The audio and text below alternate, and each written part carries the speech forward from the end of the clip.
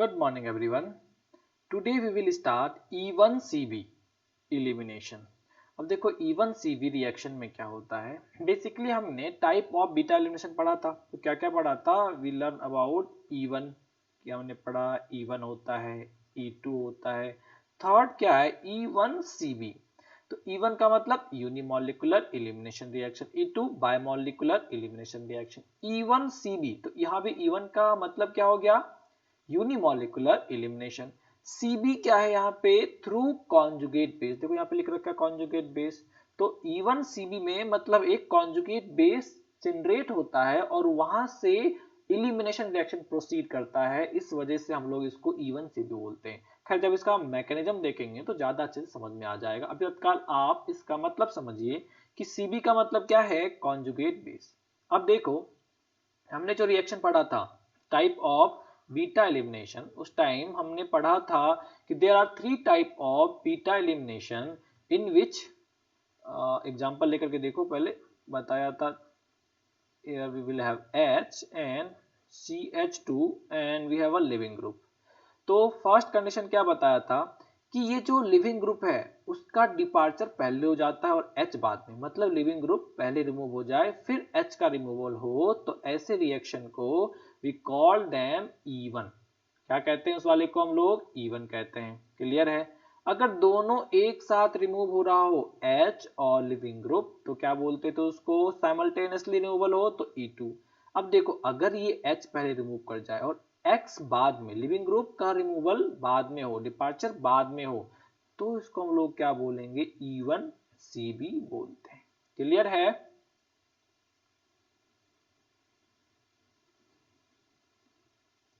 चलिए अब इसके इधर आ जाइए।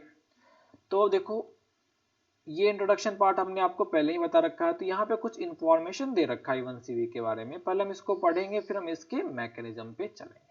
तो देखो this is two step base induced beta elimination. क्या बोल रखा है ये, बेस इंड्यूस्ड। बेस इंड्यूस्ड का मतलब क्या है, जितने भी एलिमिनेशन रिएक्शन है वो क्या है, बेस इंड्यूस्ड होते हैं। और E1CB, E1 और E2 किसका पार्ट है, बीटा एलिमिनेशन का। मतलब ये बीटा एलिमिनेशन का पार्ट है जो कि बेस के द्वारा इंड्यूस्ड किया जाता है, मतलब बेस से स्टार्ट होता है। क्लियर है। This is two step process. तो क्या बताया इन्होंने, ये दो स्टेप का रिएक्शन है। मैकेनिज्म देखेंगे तो हमारा क्लियर हो जाएगा। In this reaction, base first abstract the beta hydrogen, give rise to a carbanion or conjugate base of the substrate, from which the living group depart subsequently to form the product। तो क्या बोल रखा है कि first step में beta hydrogen का removal होता है जो कि एक कार्बो एनायन को जनरेट करता है, जिसको कि हम लोग कॉन्जुगेट बेस भी बोल सकते हैं, कॉन्जुगेट बेस ऑफ सबस्ट्रेट। और इस कॉन्जुगेट बेस के इन्फ्लुएंस में क्या होता है, लिविंग ग्रुप का डिपार्चर होता है और डबल बॉन्ड का फॉर्मेशन होता है। यहां तक समझा।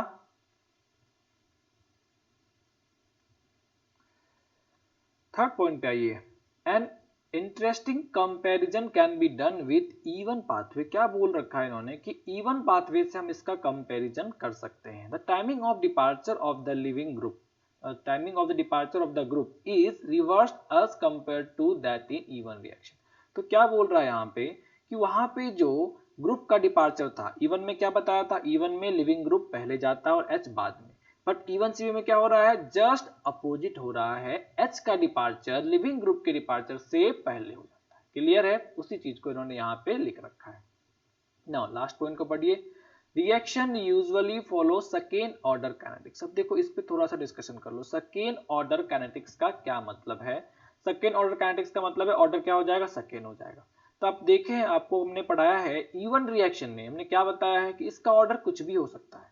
बट E2, E1 का ऑर्डर 1 भी हो सकता है, सूडो फर्स्ट ऑर्डर भी हो सकता है, 2 सेकेंड ऑर्डर भी हो सकता है, अगर रिएक्शन कम्प्लेक्स हुआ तो सेकेंड ऑर्डर भी हो सकता है। मगर E2 या SN2 में चलेंगे तो ऑर्डर या तो सेकेंड ऑर्डर होगा या नहीं तो वो सूडो फर्स्ट ऑर्डर हो जाएगा। उसी तरह E1CB में भी क्या है, ऑर्डर या तो 2 डिग्री होगा या तो सेकेंड ऑर्डर होगा या तो ये सूडो फर्स्ट ऑर्डर हो जाएगा। आगे बढ़िए इसमें, but is designated as E1CB to indicate the departure of living group departure of the leaving group is from the initially form conjugate base. मगर इस वाले को क्या बोला, इस वाले को E1 CB बोल रखा है क्योंकि लिविंग ग्रुप का जो डिपार्चर होता है वो इनिशियली जो कार्बो एनायन फॉर्म कर रहा है या कॉन्जुगेट बेस फॉर्म कर रहा है उससे होता है, इस वजह से इसको क्या नाम दिया गया है, E1 CB नाम दिया गया।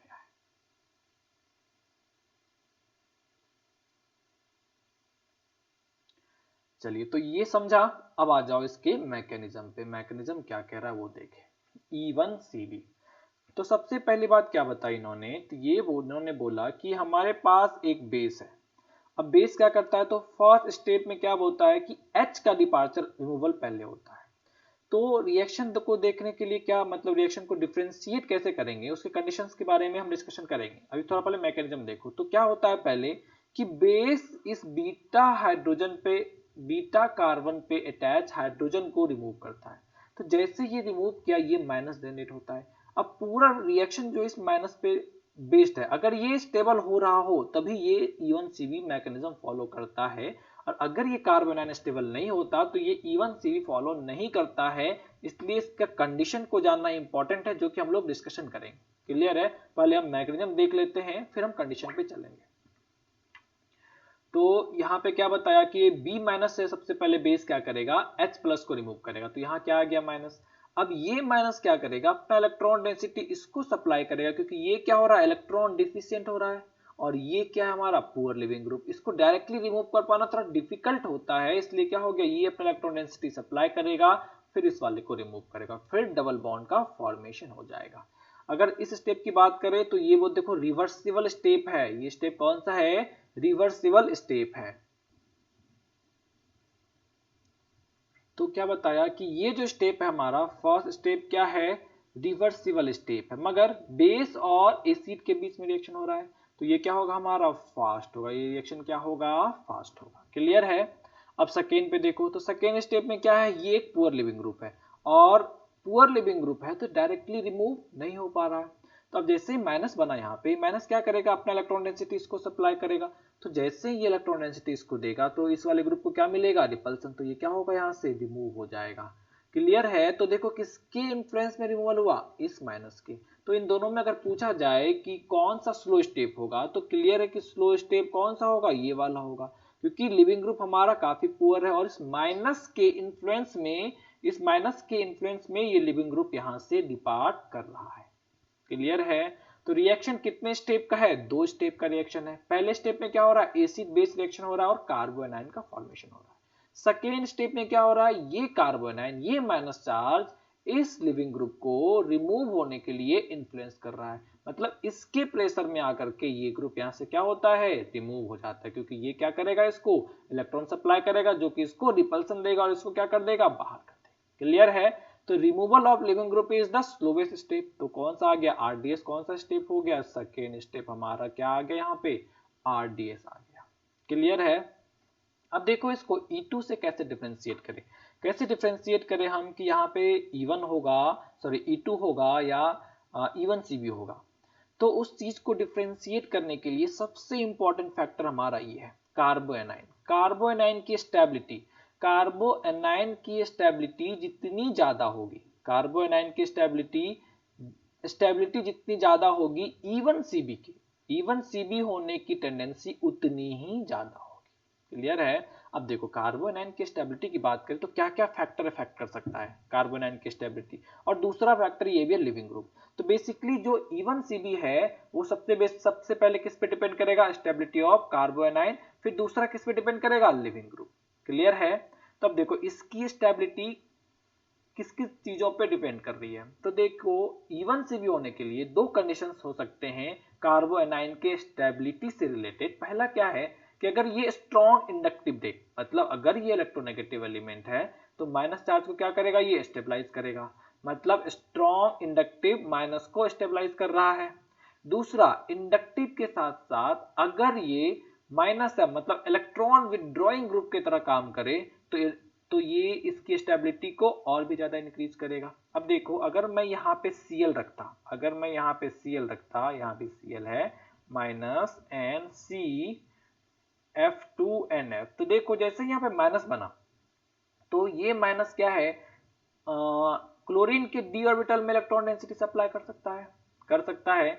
अगर ये इसके डी ऑर्बिटल में इलेक्ट्रॉन डेंसिटी सप्लाई कर सकता है, इसका मतलब क्या है, इसके ये इलेक्ट्रॉन विथड्रॉइंग ग्रुप की तरह काम कर रहा है, मतलब इसका माइनस एम इस पे ऑपरेट कर रहा है Cl का। दूसरा, ये स्ट्रॉन्ग इंडक्टिव भी लगा रखा है, मतलब ये जो एलिमेंट है इसको इससे ज्यादा इलेक्ट्रोनेगेटिव भी होना चाहिए, मतलब it should be electronegative element. दूसरा क्या है, it must be electron withdrawing group, मतलब माइनस चार्ज को स्टेबलाइज करने वाला फैक्टर होना चाहिए। इट मे बी रेजोनेंस और it may be minus M, मतलब क्या हो गया, इलेक्ट्रॉन विथड्रॉइंग ग्रुप की तरह काम करने का बेसिक सा फंडा क्या है कि ये या तो माइनस एम हो या ये तो क्या आ जाए, रेजोनेंस अप्लाई कर दे उसके ऊपर। बात समझा? तो ऐसे दो कंडीशन में इसकी स्टेबिलिटी इंक्रीज करेगी। तीसरा क्या है, जो लिविंग ग्रुप है वो पुअर लिविंग ग्रुप हो। पुअर लिविंग ग्रुप का मतलब क्या है कि उसका माइनस आई क्या होना चाहिए, स्ट्रॉन्ग। क्लियर है, ये बात समझा?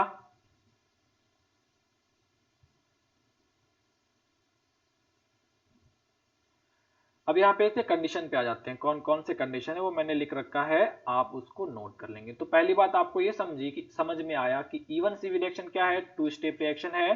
फर्स्ट स्टेप में acid base reaction, second step में लिविंग ग्रुप का रिमूवल। क्लियर है? तो वही चीज यहाँ दे रखा है, देखो two step reaction, beta elimination. अब देखिए यहाँ पे कॉन्जुगेट बेस वाली बात बताता हूँ।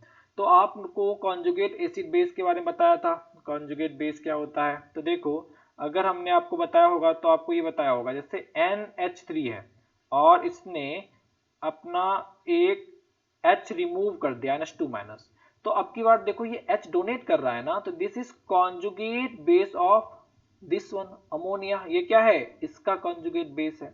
और ये बोलो this is conjugate acid of this one, कह सकते हैं दिस इज कॉन्जुगेट एसिड। यही बताया है। कॉन्जुगेट एसिड बेस आपस में किससे रिलेटेड होते हैं, कॉन्जुगेट एसिड बेस आपस में किससे रिलेटेड होते हैं, that is related by 1H+। एक H+ से ये दोनों आपस में रिलेटेड होते हैं।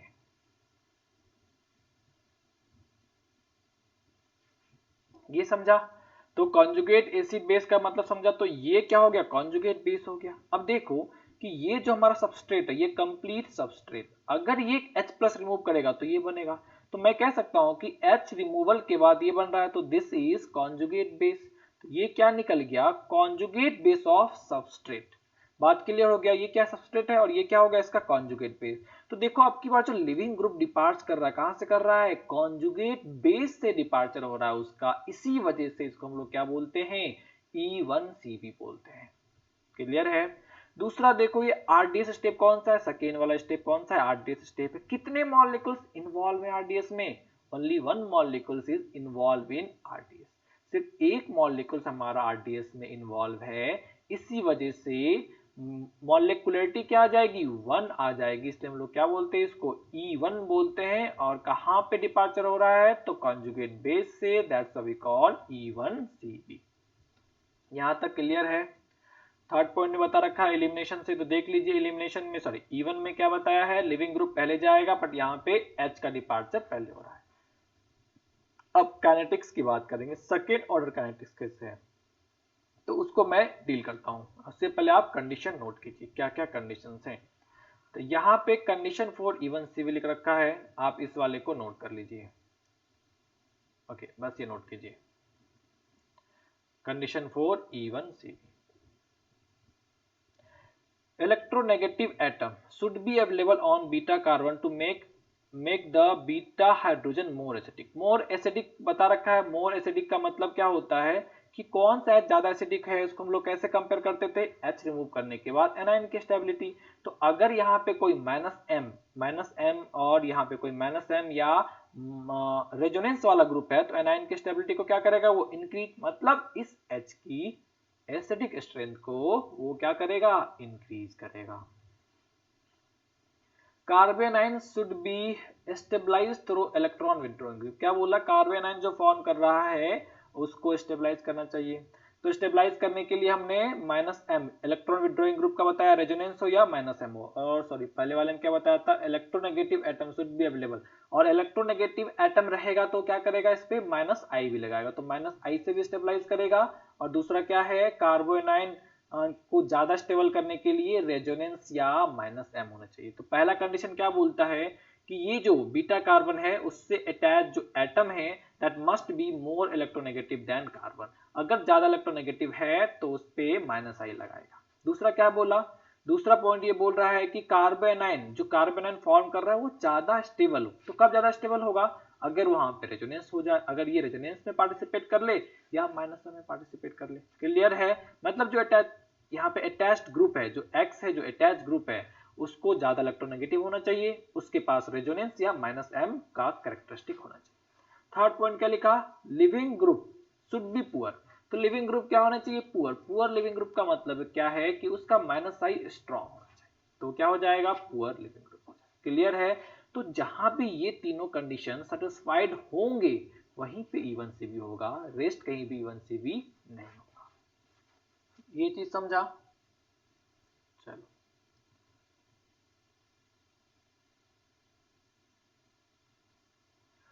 अब नेक्स्ट पॉइंट पे चलिए। It is two step process बता रखा है। Second step is RDS and this is only one molecule involve in RDS, so molecularity will be 1 बता रखा है ये भी। Carbanion is conjugate base of alkyl halide, so it is called E1CB। जो कार्बोनाइन बन रहा है उसको हम लोग क्या बोल रहे हैं, कॉन्जुगेट बेस बोल रहे हैं, इसी वजह से इसका नाम क्या रखा, E1CB।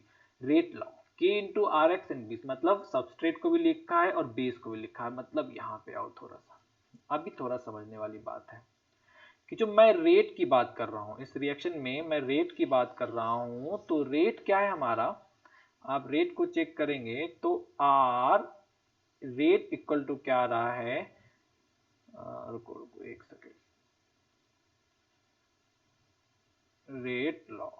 रेट लॉ क्या आ गया हमारे पास, हमारे पास K है, then we have R and X means substrate, then we also have base. But अगर मैं रिएक्शन को देखूं तो RDS ये है, अगर RDS ये है, अगर RDS ये है तो R क्या होना चाहिए, R जो है हमारा वो क्या होना चाहिए, that should be dependent on K, मैं K डैश मान लेता हूं तत्काल के लिए यहां से। एंड ये जो कार्बोनाइन है, कार्बोनाइन जो है इसके कंसंट्रेशन पे डिपेंड करना चाहिए, तो ये होना चाहिए था रेट लॉ। बट एक चीज देखो, ये क्या है हमारा, ये रिवर्सिबल रिएक्शन है, रिवर्सिबल रिएक्शन है मतलब इक्विलिब्रियम एग्जिस्ट करेगा। अब अगर इक्विलिब्रियम एग्जिस्ट करेगा तो मैं लिखूं, अगर इक्विलिब्रियम कांस्टेंट के इक्विलिब्रियम लिखूं तो क्या लिखूंगा मैं, कंसंट्रेशन ऑफ प्रोडक्ट, तो क्या आ गया यहाँ पे कंसंट्रेशन ऑफ C माइनस जो बन रखा है carbanion, divide by concentration of substrate and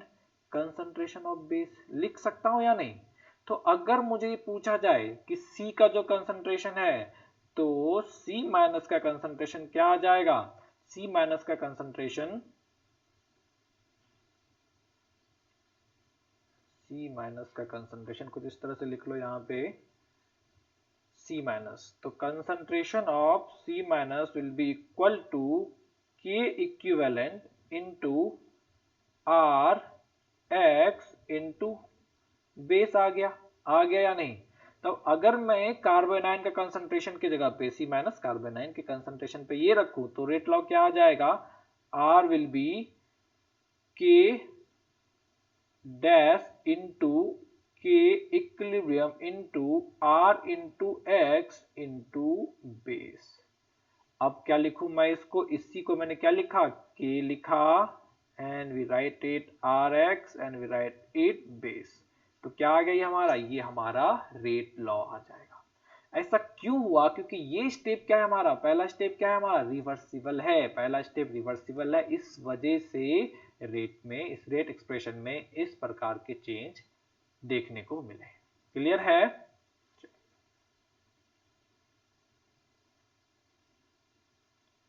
तो यहां तक समझा।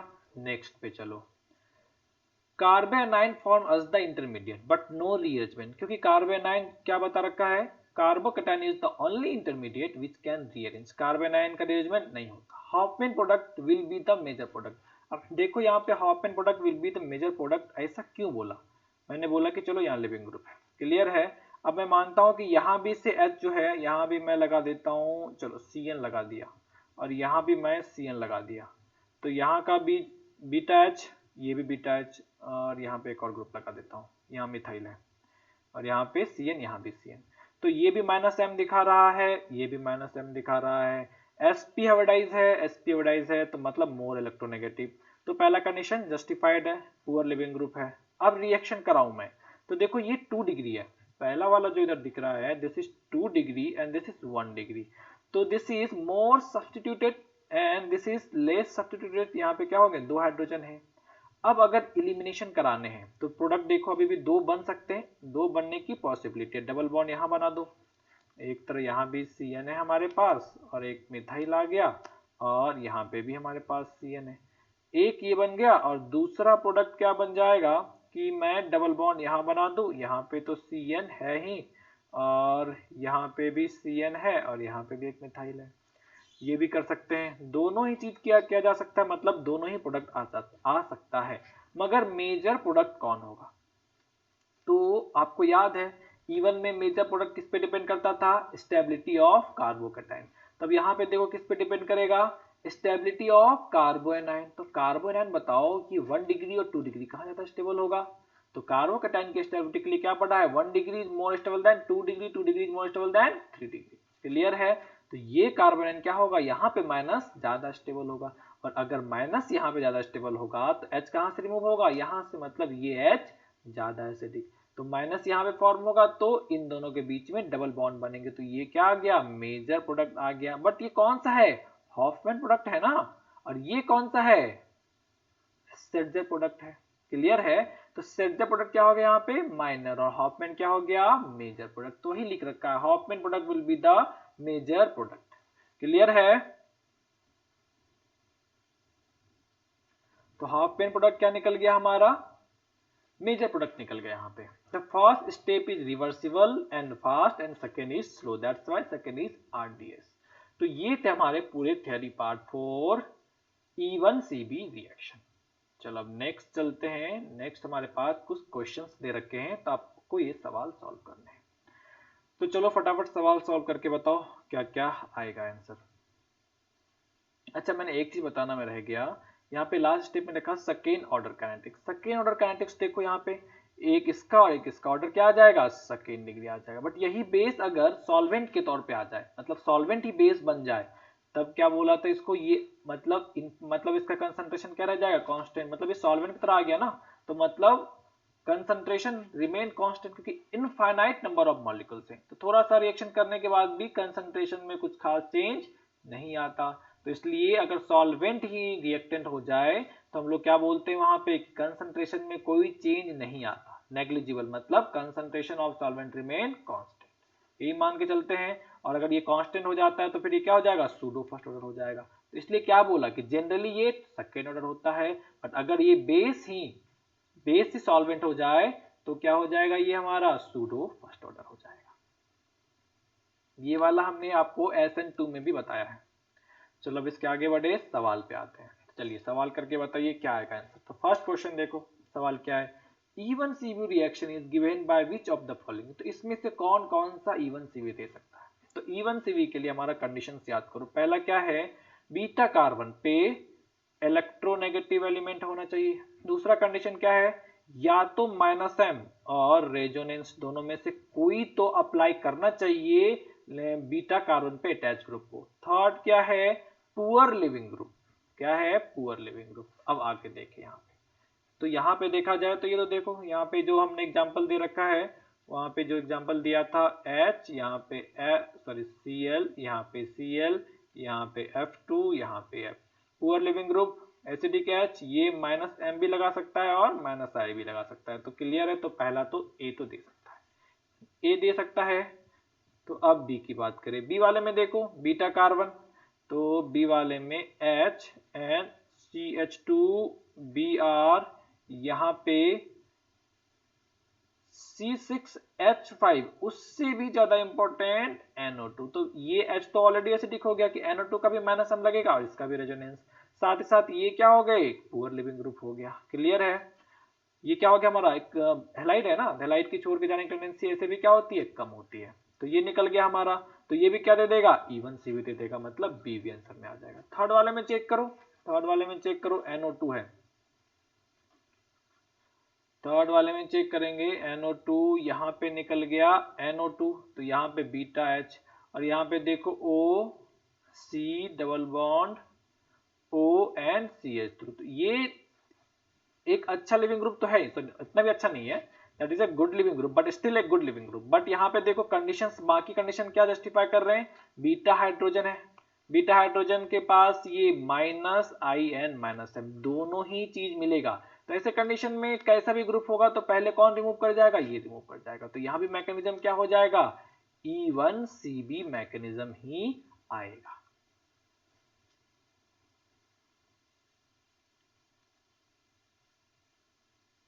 चलो तो इसका आंसर क्या आ गया, ये भी दे देगा ना सर, ये वाला भी दे देगा, तो ये भी क्या हो गया हमारा, ये भी E1CB देगा, तो आंसर क्या आ जाएगा, D will be the correct answer. तो सारे के सारे हमारे ऑप्शन यहाँ पे करेक्ट हो रहे हैं, इसलिए करेक्ट आंसर क्या आ जाएगा, डी आ जाएगा। नेक्स्ट क्वेश्चन पे आओ। अब यहाँ पे बताइए, when it react with NaO and which of the following when react with which of the following product is formed, तो कौन सा प्रोडक्ट फॉर्म करेगा। अब देखो यहाँ पे रिएक्शन को थोड़ा ध्यान से देखो, क्या बोल रखा है यहाँ पे, पीएच है ना, तो S double bond O and double bond O, यहाँ पे आ गया हमारे पास पीएच, और यहाँ पे CH, और मैं एक H को यहाँ लिख लेता हूँ। अब की बार फिर यहाँ क्या आ गया, CH2 एंड CH2Cl।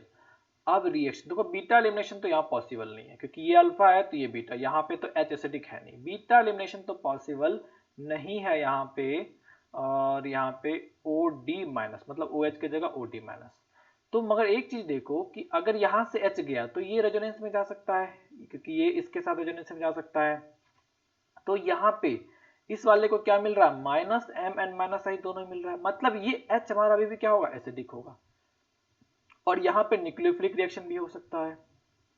तो एसिड बेस रिएक्शन करना है और न्यूक्लियोफिलिक सब्स्टिट्यूशन करना है, कौन सा करोगे, एसिड बेस रिएक्शन करा दो, तो ये क्या करेगा, यहाँ से H को लेकर के चला जाएगा, जैसे ही यहाँ से H को लेकर के चला, तो अब यहाँ पे क्या बन जा रहा है, यहाँ पे CH माइनस का फॉर्मेशन हो जाएगा, और वहीं पे क्या है CH2, और यहाँ पे CH2Cl, ये चीजें आ गई। अब देखो यहाँ पे जो माइनस है ये रेजोनेंस में जा रहा है, साथ ही साथ इस लिविंग ग्रुप को रिमूव करने में भी ये पार्टिसिपेट कर सकता है, तो अगर ये अपना इलेक्ट्रॉन डेंसिटी इसको सप्लाई किया तो ये बाहर चला जाएगा, तो नेक्स्ट स्टेप में क्या आ जाएगा हमारे पास, PHS double bond O double bond O, यहाँ पे CH, उसी तरह एक और एक ग्रुप इधर CH2 एंड CH2, और इन दोनों को आपस में कनेक्ट करते हैं। क्लियर है, तो आंसर क्या आ जाएगा, ए आ जाएगा।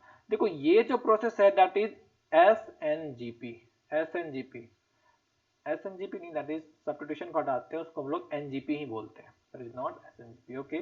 तो NGP नेबरिंग ग्रुप पार्टिसिपेशन, जो कि अभी तक हमने पढ़ा नहीं है, सबसे लास्ट में हम ये देखेंगे, तत्काल आपको एग्जांपल समझ में आया होगा, बाकी हम इसके बारे में आगे पढ़ेंगे। ये चीज क्लियर है। चलो नेक्स्ट क्वेश्चन पे आ जाओ, नेक्स्ट सवाल पे आ जाओ, जो नेक्स्ट क्वेश्चन दे रखा है इस वाले में, नेक्स्ट क्वेश्चन,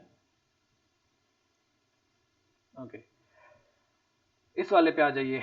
तो अब इस वाले पे देखो क्या होगा रिएक्शन, तो सबसे पहला काम क्या करने हैं, हमें बीटा हाइड्रोजन चेक करने, तब मैं बीटा हाइड्रोजन चेक करूं, तो बीटा हाइड्रोजन कहाँ कहाँ पे है, तो बीटा हाइड्रोजन, एक बीटा हाइड्रोजन हमारे पास यहाँ पे भी लिख सकता हूँ मैं हाइड्रोजन, अब यहाँ पे भी लिख सकता हूँ, दोनों ही जगह है। कौन ज्यादा अच्छा लिविंग ग्रुप होगा, तो NO2 माइनस से अच्छा लिविंग ग्रुप कौन सा हो जाएगा, यहाँ पे फिनाइल हो जाएगा। क्लियर है, फिनाइल क्या होगा यहाँ पे, NO2 से ज्यादा अच्छा लिविंग ग्रुप हो जाएगा। अब देखो NO2 क्या लगा सकता है, minus I as well as minus M, तो ये H क्या हो गया, एसिडिक, तो रिएक्शन मैकेनिज्म क्या हो जाएगा, E1CB। अगर E1CB कराया तो पहले स्टेप में यहाँ से H गया, माइनस बना, यहाँ पे NO2 है, NO2 इस माइनस को माइनस M से स्टेबलाइज कर देगा। अब यहाँ पे देखिए O है और यहाँ पे PH है, तो ये इलेक्ट्रॉन डेंसिटी इसको सप्लाई करेगा और इस ग्रुप को बाहर कर देगा, तो नेक्स्ट स्टेप में क्या आ जाएगा, CH2 double bond CH and NO2, ये आ जाएगा हमारा प्रोडक्ट। क्लियर है, समझा ये वाला। चलो नेक्स्ट सवाल पे चला जाए। ये वाला सवाल करके बताओ यहाँ पे कौन सा लिविंग ग्रुप है और कौन सा हमारा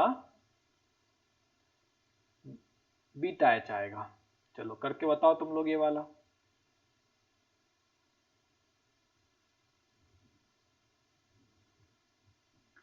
चलिए इस सवाल पे आ जाइए।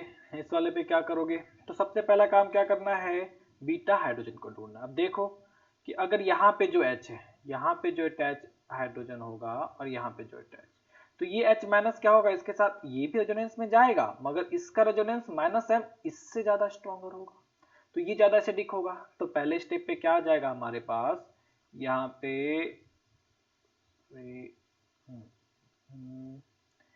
यहाँ पे ग्रुप आ गए, यहाँ पे sulphur double bond O double bond O और यहाँ पे पीएच, और यहाँ पे क्या आ गया, माइनस आ गया। अब यहाँ पे देखो S और पीएच, तो अब ये क्या हो गया, हमारा लिविंग ग्रुप हो गया। तो ये अपना इलेक्ट्रॉन डेंसिटी सप्लाई करेगा और ये क्या हो जाएगा, यहाँ से बाहर चला जाएगा। तो यहाँ पे आ जाएगा हमारे पास सल्फर, सल्फर से attach C H double bond C H two, यहाँ पे डबल बॉन्ड ओ, यहाँ पे डबल बॉन्ड ओ और यहाँ पे पी एच। तो ये हमारा प्रोडक्ट आ जाएगा। नेक्स्ट क्वेश्चन पे चलो, नेक्स्ट सवाल पे चलो, नेक्स्ट वाले को देखो। अब यहाँ पे बताओ कौन सा अच्छा लिविंग ग्रुप है। तो देखो हमने पढ़ रखा है कि अगर प्लस चार्ज वैलेंसी कंप्लीट हो और प्लस चार्ज आ रखा हो तो वो हमेशा क्या होता है, एक अच्छा लिविंग ग्रुप बन जाता है। अब यहाँ पे देखो जो ये जो हाइड्रोजन है, तो अब इन दोनों में अगर कंपैरिजन करना है तो ये क्या हो गया, हमारा लिविंग ग्रुप हो जाएगा। क्लियर है। अब बाकी कंडीशन में जस्टिफाई करके देखूं तो बाकी कंडीशन में देखो यहाँ पे इस ग्रुप का ये sp3 ये sp2, मोर इलेक्ट्रोनेगेटिव माइनस आई लगाएगा। दूसरा क्या है, माइनस एम भी ऑपरेट करेगा, रेजोनेंस भी ऑपरेट करेगा, मतलब यहाँ का हाइड्रोजन क्या हो गया, एसिडिक हो गया। तो अब फिर मैग्नीशियम क्या हो जाएगा, E1CB हो जाएगा। E1CB कराने के लिए पहला स्टेप में क्या होगा, यहाँ पे भी यहाँ पे माइनस का फॉर्मेशन, यहाँ पे बेंजीन और यहाँ पे NO2, और साथ ही साथ यहाँ जो ग्रुप है नाइट्रोजन है, तो ये फिर से यहाँ पे N और यहाँ पे प्लस है ना, जैसे ये लोन पेयर सप्लाई करेगा ये ग्रुप क्या होगा, यहाँ से बाहर चला जाएगा और प्रोडक्ट के तौर पे हमें क्या मिलेंगे, यहाँ पे NO2 एंड डबल बॉन्ड, ये हमारा क्या आ गया, प्रोडक्ट बन जाएगा। क्लियर है। और ये लिविंग ग्रुप के तौर पे यहाँ से रिमूव हो जाएगा। नेक्स्ट सवाल पे आ जाओ। चलो इस वाले में बताओ क्या होगा reaction. Write down the mechanism of the above reaction, मतलब इस रिएक्शन के लिए मैकेनिज्म लिखने हैं। सबसे पहले तो देखो यहाँ पे E1CB के कंडीशन बन रहे हैं या नहीं, पहले तो वो डिसाइड कर लेते हैं आप कि E1CB कंडीशन बन रहा है या नहीं। अगर बन रहा है तो फिर क्या करें, नहीं बन रहा है तो फिर क्या करें, दोनों ही चीजों को हम लोग यहाँ पे चेक करके देखते हैं।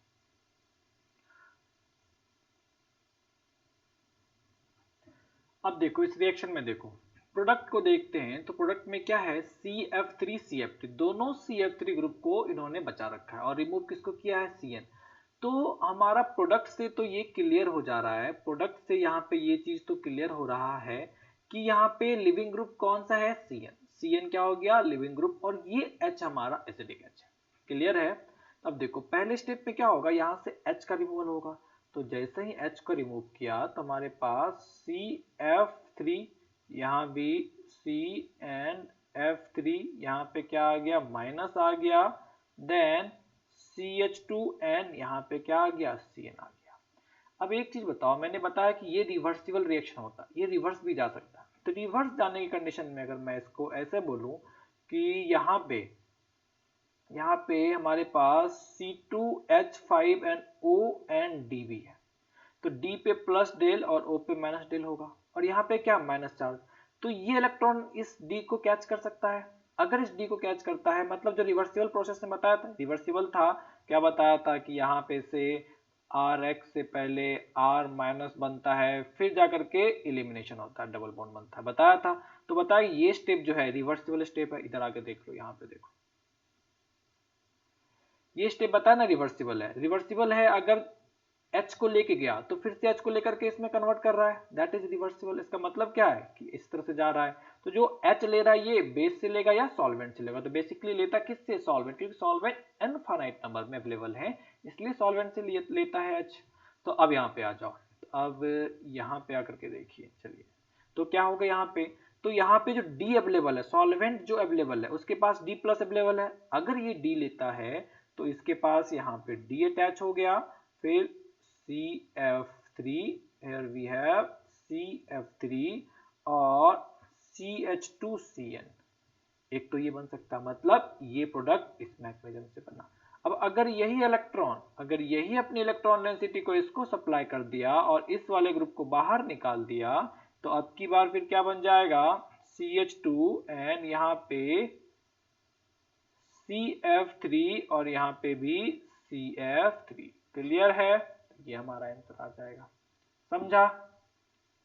बाकी दो सवाल हैं, तब ये दो सवाल आप लोग सॉल्व करेंगे, सॉल्व करके आप भेजेंगे, इसमें कुछ डाउट होगा तो हमसे पूछ लेंगे। इंपॉर्टेंट क्या है, आपको डिसाइड करना है कौन लिविंग ग्रुप है और कौन हमारा बीटा हाइड्रोजन है। क्लियर है, तो चलो फिर इस वाले को सॉल्व कर लेना, बाकी हम लोग नेक्स्ट क्लास में करेंगे। Thank you.